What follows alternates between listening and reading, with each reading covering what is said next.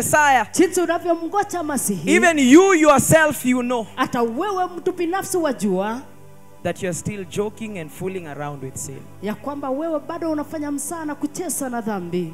Bwana asifiwe. Bwana asifiwe. For although they knew God, hata ingawa walimjua Mungu, they never glorified him as God. hawakumtukuza yeye kama Mungu. Workers of iniquity in that scripture. Watenda mahofu katika hilo andiko. These people are totally ungrateful. Hawa watu hawana shukrani kabisa. These people, hawa watu, they don't meet the biblical standard of saying, I love God. hawana zile viwango ya Biblia ya kusema ya kwamba ninamjua Mungu. Because my Bible and your Bible says, kwa sababu Biblia yangu na yako yasema, the words of Jesus, maneno ya Yesu, John 14:15, kitabu cha Yohana mlango that 14:15, if you claim you love God, ikiwa utadai ya kwamba unamjua that Mungu, if you say that you love me, ikiwa utasema unanipenda, then you will do what I am commanding you. Wewe You will hold, you will catch my commandments. wewe utatenda ninayokuamrisha, utashika, utatazama maamri zangu. Hallelujah. Hallelujah. And the reason God said, I never knew you, na ile sababu kwa nini Mungu anasema sikuwahi kujua, it is because ni kwa sababu they became addicted to sin. wao walikuwa warahibu wa dhambi. They became perpetual sinners, but in the house. Walifanyika watenda dhambi ya kila siku, lakini ndani ya nyumba.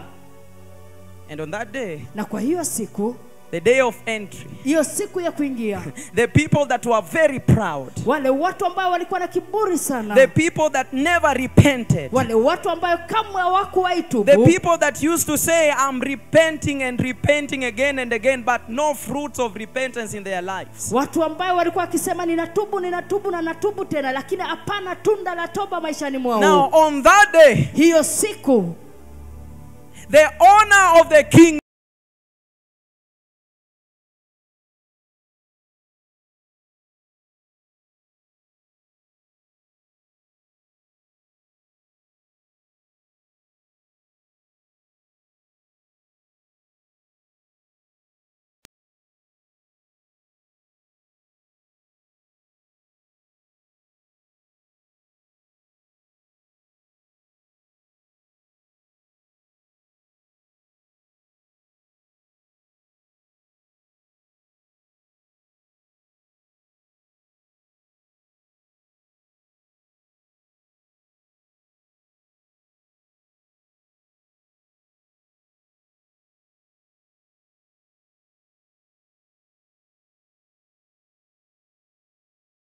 talk to them again.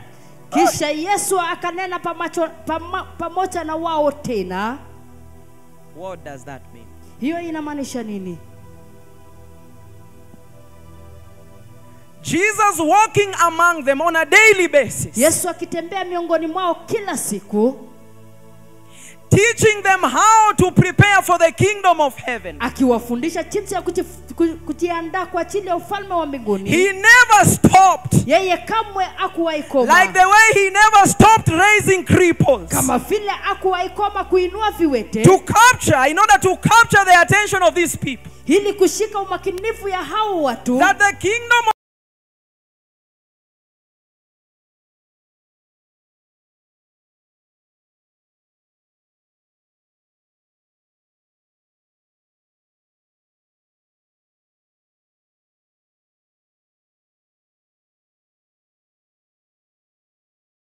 be transformed right from your heart. je, umekubali kubadilishwa kutoka ndani ya moyo wako? Bwana asifiwe. Bwana asifiwe. Again and again. Tena na mara nyingine tena. And here he says, Na hapa anasema, he spoke to them again alinena pamoja na wao tena about the kingdom of heaven that is coming. kuhusu ufalme wa mbinguni ambayo And unakuja. this time Na around, kwa wakati huu he sasa, is going to talk about a certain character. yeye anaenda kunena kuhusu sifa fulani, Hapana, mtu fulani. mtu fulani, Someone that missed the kingdom. yule ambaye alikosa ufalme.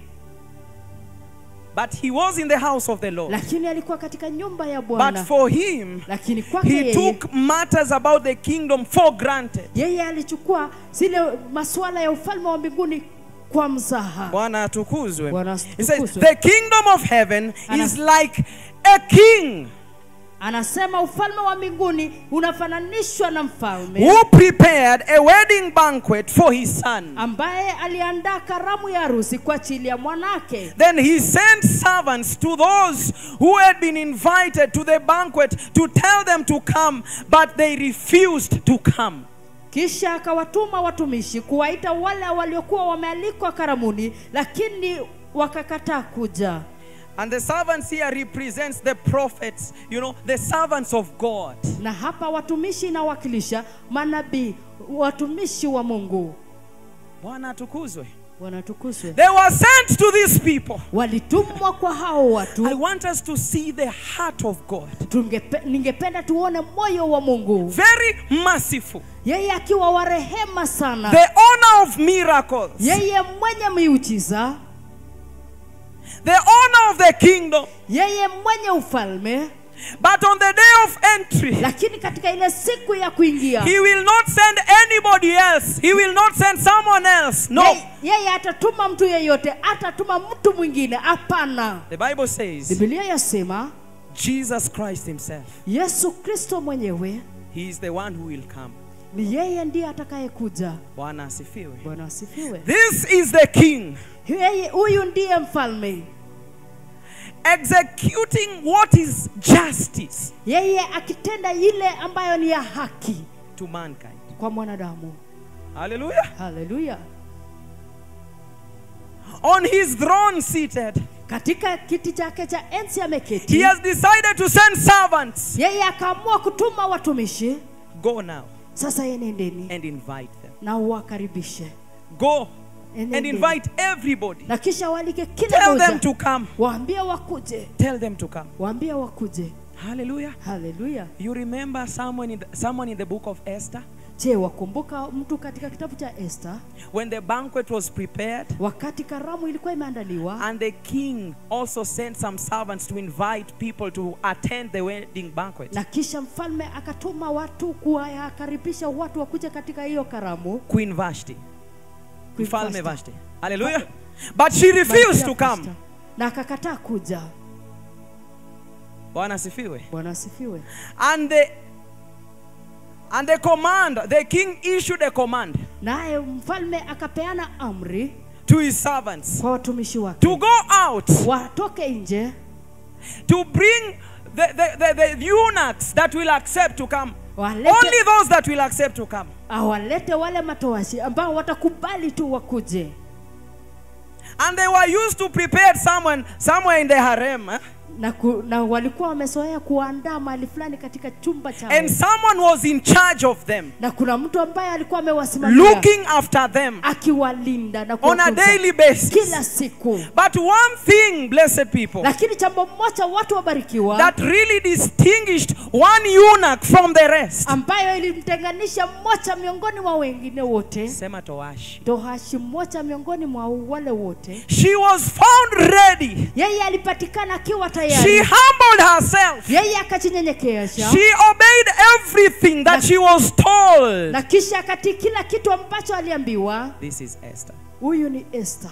And you see at the end, na unaona pale she mwisho, found favor before the king. Kisha yeye akapata kibali mbele ya mfalme. But the rest, lakini wale wengine wote, the foolish Christians, wale Wakristo wapumbavu, the foolish virgins, wale wanawali wapumbavu, they were asking questions. Walikuwa wakiuliza maswali again and again. Mara na mara nyingine tena. But Haggai, lakini mtu fulani, hapana, I said Haggai, Hegai, the one who was in charge of these people, ambaye alikuwa amesimamia hao watu, he used just to give them simple instruction on how to appear before the king. Alikuwa tu akiwapatia maelekezo fulani jinsi ya kusimama mbele za mfalme.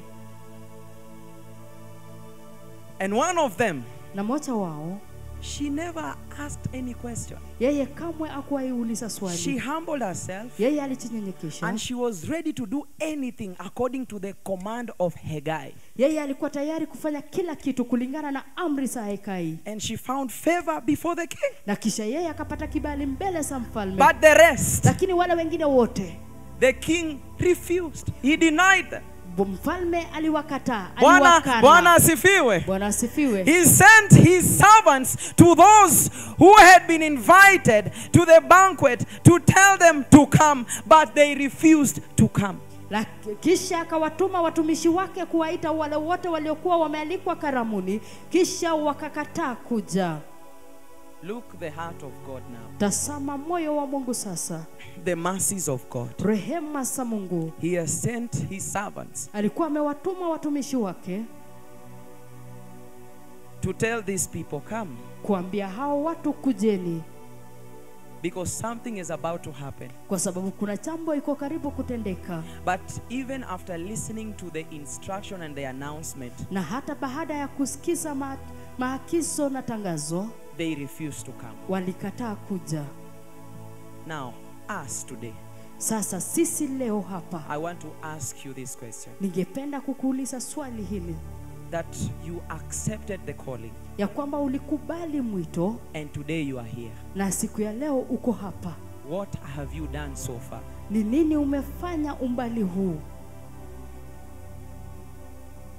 They were invited, Walikuwa wamealikwa, but they refused to come. lakini walikataa But kuja. what about us that are seated here today? Lakini sisi ambayo tumeketi hapa siku ya leo, We accepted when we heard the announcement about the kingdom of God. sisi tulikubali wakati tuliposikia tangazo kuhusu ufalme wa mbinguni. When we heard about the judgment of God that is coming. Tuliposikia kuhusu hukumu ya Mungu inayokuja, Then we accepted to come. na kisha tukakubali kuja. Every day seated in the house of the Lord. Kila siku tukiwa tumeketi katika nyumba ya But Bwana. could it be true? Lakini je, inaweza kuwa kweli? You're seated here today, Wewe umeketi hapa siku ya leo claiming to be wise, ukidai ya kwamba wewe ni mwenye hekima, professing salvation, ukikiri wokovu, but you're still rejecting lakini bado unakataa the power and the authority of the blood of Jesus in your life ile nguvu na mamlaka ya damu ya Yesu ndani ya maisha yako to change you. kukubadilisha.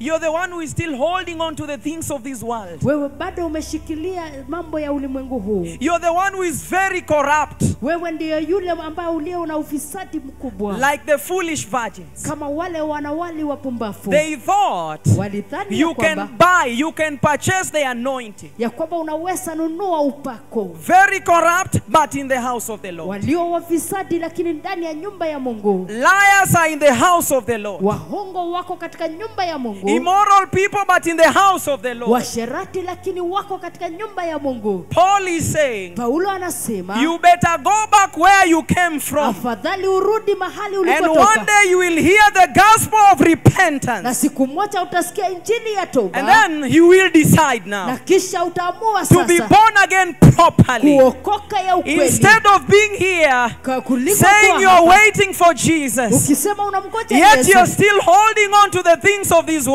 na Jamin. bado umeshikilia mambo ya ulimwengu huu, jamani, The world will laugh at you. dunia itakuchekelea, The world will mock you. naye watu watakudhiaki. Bwana asifiwe. Bwana asifiwe. He says, Anasema the workers of iniquity, watenda maovu they rejected the power of the blood of Jesus in their lives. walikataa nguvu na mamlaka ya damu ya Yesu The maishani mwao. power to change them. Ile nguvu ya The kuwabadilisha, power to transform their hearts. ile nguvu ya kugeuza mioyo yao. And they continued with their lives as usual, serving as worshippers, but you hear they're still in sexual immorality. Wakaendelea na maisha yao kama kawaida, wakitumika kama waabudu, lakini Serving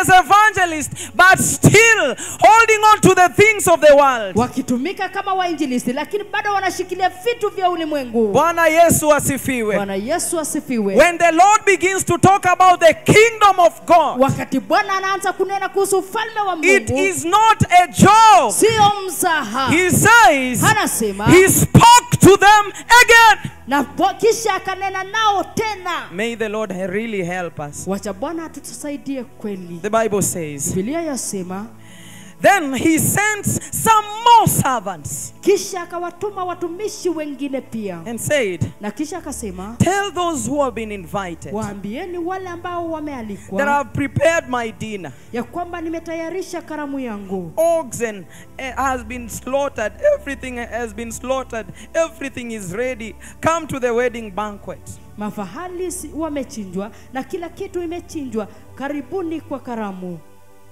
The Bible says, verse 5, Biblia yasema mstari wa 5, but they paid no attention. lakini hawakuzingatia. Bwana asifiwe. Bwana asifiwe. The Lord is raising a very, very serious issue here Bwana anaichipua swala nyeti sana hapa of paying attention. ya kuzingatia.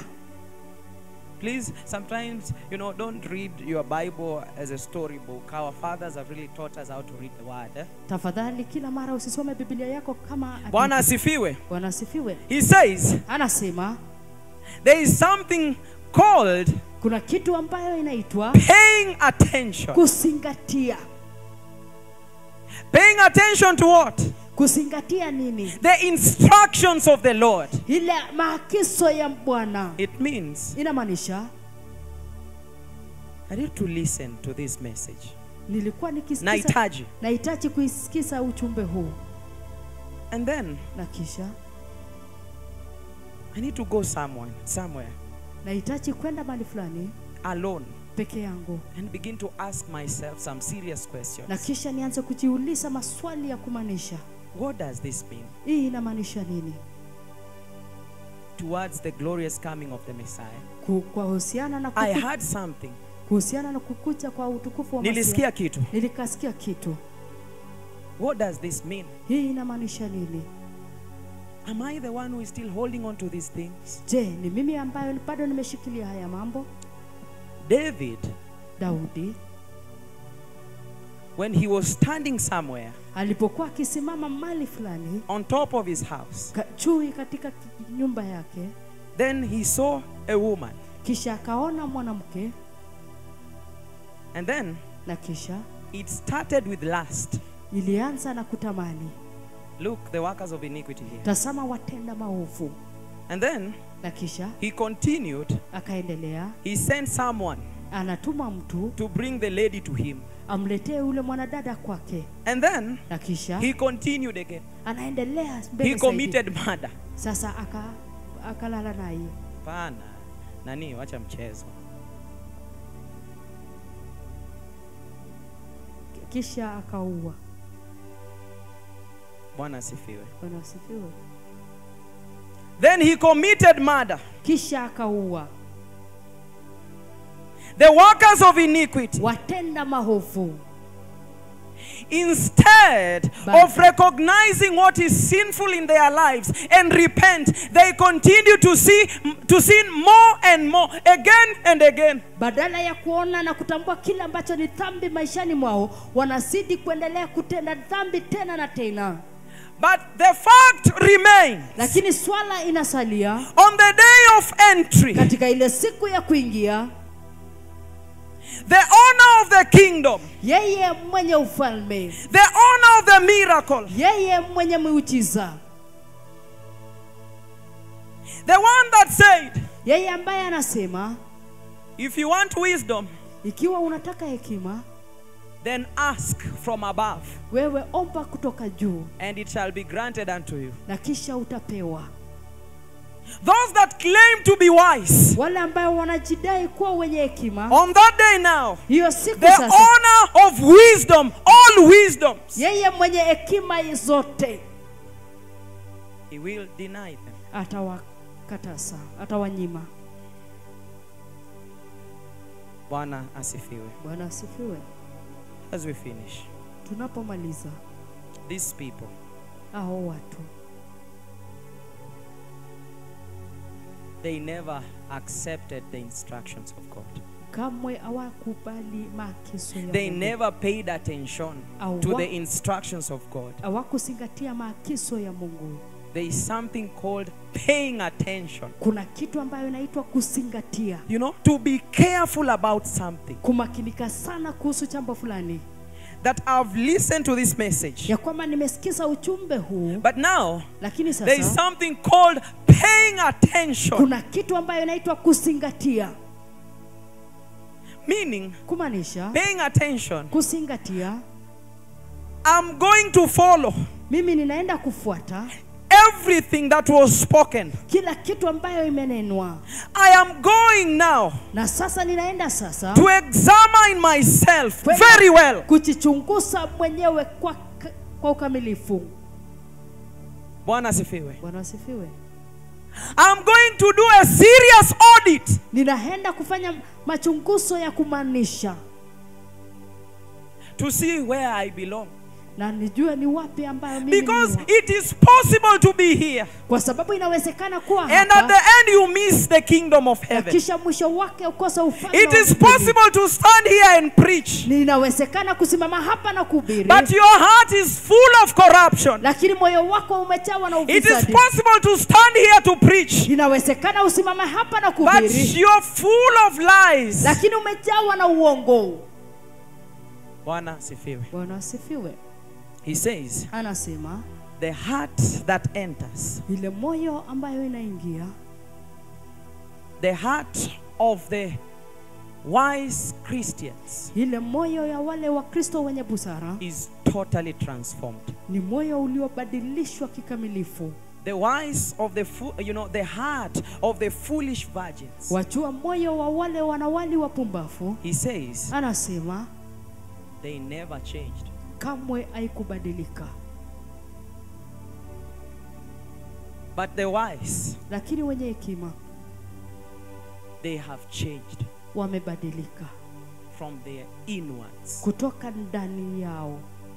Not just the outer appearance. Sio tu ile ya kuonekana hadharani. Sio tu muonekano wa nje. Ili- Bwana asifiwe. Sio tu kuonekana nje, But right from the inward. lakini kutoka ndani kwa kilindi ndani yao. May the Lord help us Wacha Bwana to atusaidie understand the character, the identity, and the features of those that will enter the kingdom of God. Your heart must be transformed. Bwana atusaidie sana kuelewa ile sifa na tabia, mienendo ya wale ambayo wanaingia. Moyo wako ni lazima ubadilishwe. We read the last scripture. Tunasoma andiko la mwisho. When you read the book of 1 Samuel chapter number 16 Ikiwa utasoma kitabu cha Samueli wa kwanza mlango wa 16 and verse number 7, na mstari wake wa 7, the Bible says, Biblia yasema, then Saul attacked the Amalekites all the way from Avila to Shur, near the eastern border of Egypt. He took Agag, king of the Amalekites, alive, and all his people he totally destroyed with a sword. But Saul and the army spared Agag and the best of the sheep and cattle, the fat calves and lambs, everything that was good according to him. Verse number 15, verse 7. Okay, because of time, you will not read. You see, Paul was given instruction. Paulo alipewa maagizo, Sauli alipewa maagizo. Saul, of course. He was given instruction Sauli alipewa maagizo to go destroy the Amalekites. aenda waangamize Wameleki. But one thing that I wanted to catch your attention and my attention. Lakini ile kitu ambaye ningependa ishike umakinifu wako na umakinifu wangu, Sauli did not pay attention to the instructions of God. Yeye akuzingatia maagizo ya Mungu. And he decided Na kisha akaamua to walk, to go according to his wisdom. Yeye aende kulingana na maarifa yake, hekima yake. Aliamua kwenda kulingana na maarifa yake. Bwana asifiwe. Bwana asifiwe. And he says, na kisha anasema, everything that was good Kila kitu ambacho kilikuwa kizuri, this they were unwilling to destroy completely. hii hawakuwa na hiari ya kuangamiza kikamilifu. What is that? Hiyo ni nini? That you say you're still unwilling to destroy. Ya kwamba wewe hauna hiari ya kuangamiza. Yani una hiari. Hauna hiari. Utaki. Utaki. You're just walking according to your heart, you know, according to your wisdom, according to your knowledge. Wewe unatembea tu kulingana na moyo wako, kulingana na hekima yako, kulingana na maarifa yako. Blessed people. Watu wabarikiwa. He says, but everything that was despised and weak, they totally destroyed. Lakini kila kitu ambacho kilidharauliwa na dhaifu waliangamiza. What does this mean? Hii inamaanisha nini? When he says, wakati anasema, they decided for them waliwaamulia just to choose good things, ya kwamba mchakueni vitu vizuri, but things that were weak, lakini yale ambayo yalikuwa dhaifu, things that appear, you know, to be bad, na yale ambayo ilionekana kuwa mbaya, yale yalionekana kuwa dhaifu, they abandoned. Wakaacha. Oh, they finished everything. Waliharibu yote. In this life, katika maisha haya, as Christians, kama Wakristo, the Lord is saying, Bwana anasema, when he says holiness, wakati anaposema utakatifu, it is holiness. ni utakatifu. When he says righteousness, anaposema uhaki, it is righteousness. ni uhaki. Tusimame kwa miguu yetu. Tusimame kwa miguu yetu. As we prepare for the glorious coming of the Messiah, tunapojiandaa kwa ajili ya kukuja kwa utukufu wa Masihi, may the Lord help us. Wacha Bwana atusaidie. Tuseme, Bwana Yesu mkuu, mchana wa leo ninatubu, tafadhali nisamehe, nioshe dhambi zangu, nisafishe kwa damu yako, damu takatifu, ili niwe mtiifu, nizingatie maagizo yako, nifuate sheria zako hadi niingie mbinguni. Mchana wa leo ninakupa maisha yangu, tafadhali nisaidie. Katika jina kuu la Yesu nimeokoka. Amen.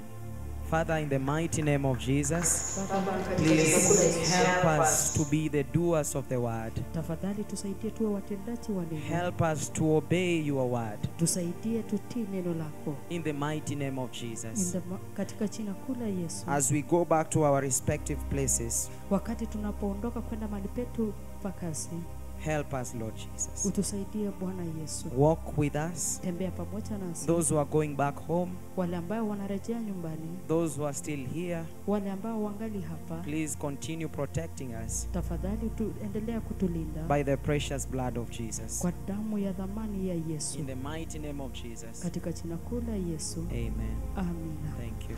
The Lord bless you. Please let us be the workers of righteousness. Wacha tuwe watendaji wa uhaki. Let us be the workers of holiness. Wacha tuwe watendaji wa utakatifu. Not workers of iniquity. Sio watenda maovu. Bwana wabariki sana sana. Bwana wabariki sana. Tomorrow, God willing, kesho Bwana akipenda, we will continue, please. Tutaendelea tafadhali. My name is Pastor Ian. Jina lake ni mchungaji Ian. I am so much humbled. Nimenyenyekea sana. Asante. Asante. Karibu sana. I wonder kama uwezi mpigia Yesu makofi ambaye uvimbe Kakamega ametoweka jamani.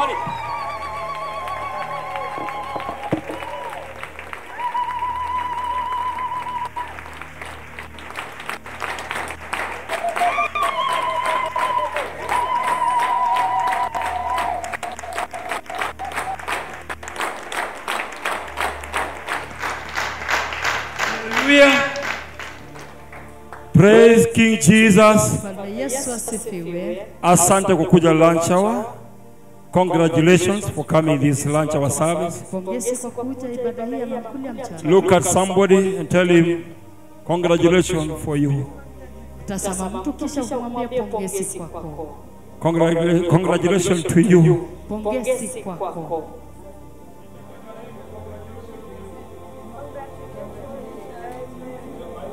Obedient, tumefuliza. Unajua Saul alikuwa mfalme, lakini kuna shida moja ilimpata, alikosa kutii maagizo tu rais.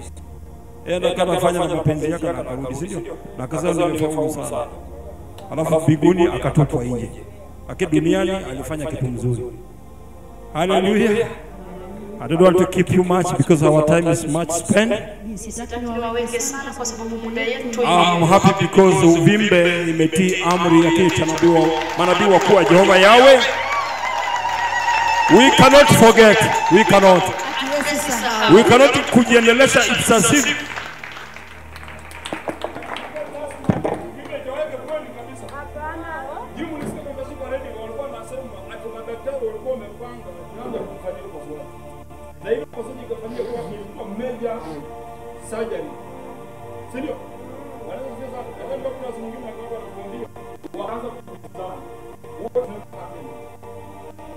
Nini itendeki?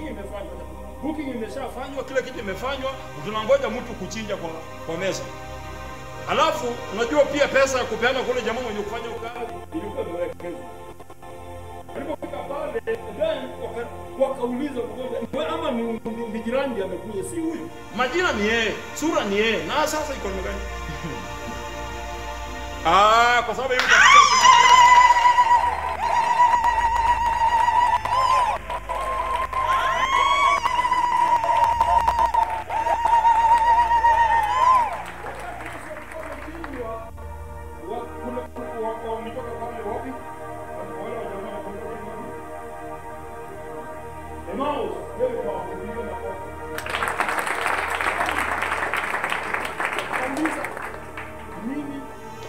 akauliza, kwani wewe ndio mgeni tu hii na kuriote hiyo ni mgeni? The way unapiga makofi unakaa kama ni mgeni. Ayua wewe uvimbe imetoka Kakamega. Ayua wewe.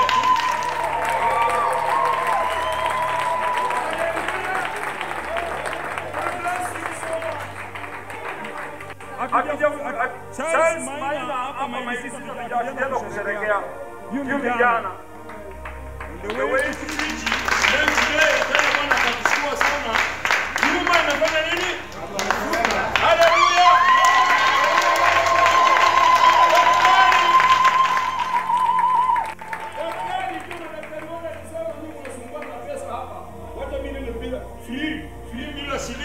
Free bila consultation, free bila kila kitu, mimi mnipatie mngoja nishughulike na yeye. Bwana Yesu asifiwe.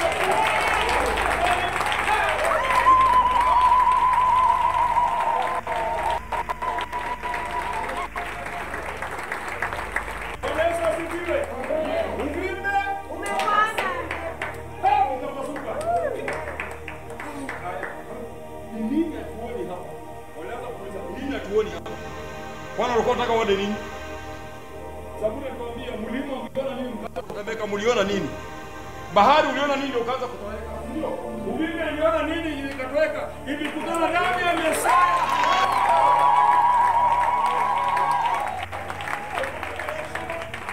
Haleluya. Amen. Kwa nini kushiriki ni kama unafanya kwa hivi ni kama unaambia.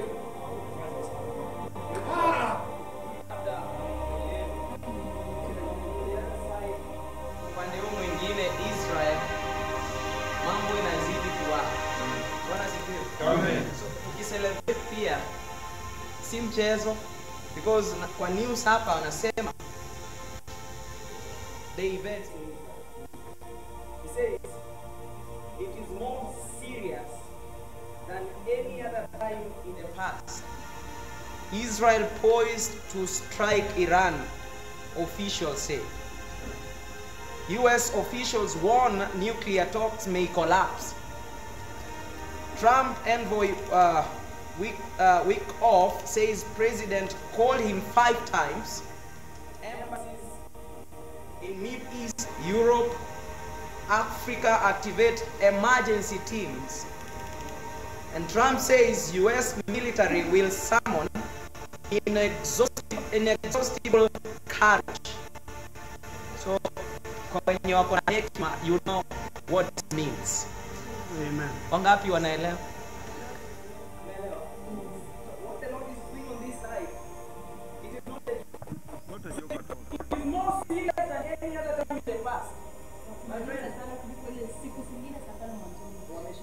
It is not a joke. It is more serious than any other time in the past. Israel poised to strike Iran officially say, the mega prophets of the Lord Yahweh have spoken about these things. Bwana asifiwe. So tuko mahali ambapo ufalme wa Mungu umekaribia. Tutumie nafasi vizuri. Mabwana wakiongea. Yes. Usiku. Ulisikia hiyo? Sister brother, be careful. Be careful because now atujui. So ukiambia pigia Yesu makofi usifanye kana kwamba ni kama asif hii sasa tunapigana ni kelele. Na huyo mfalme ndio tunaambiwa Is about to arrive. Wanaweza sifia sana.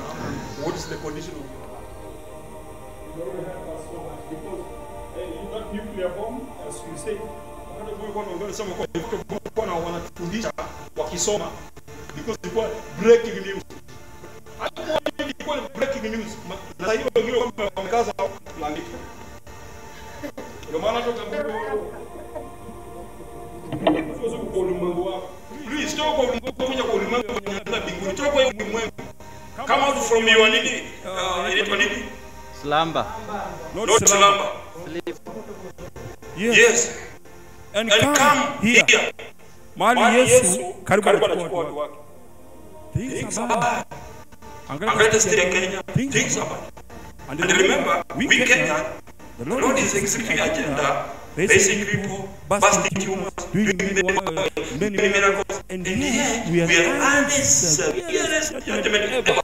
In fact, the prophet say, mtu Mkenya leo